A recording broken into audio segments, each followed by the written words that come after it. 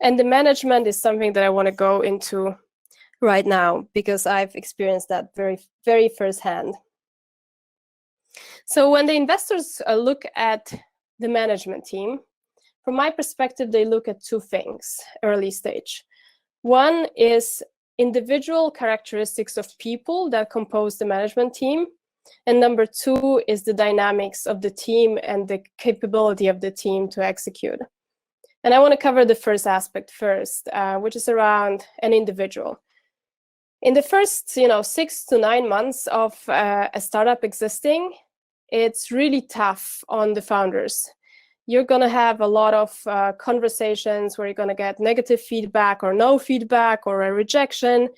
And given my experience from supporting different founders, those that show perseverance and especially radical self-belief, these are the ones that persevere because despite being rejected by an investor, they will come full energy next day to pitch another person because they're so deeply convinced that fundamentally their idea has substance. And these things, perseverance and radical self-belief, are quite difficult to train. I find that. So quite often individuals that are naturally inclined to be more radically believing in their idea and being optimistic about it, they are like that by nature.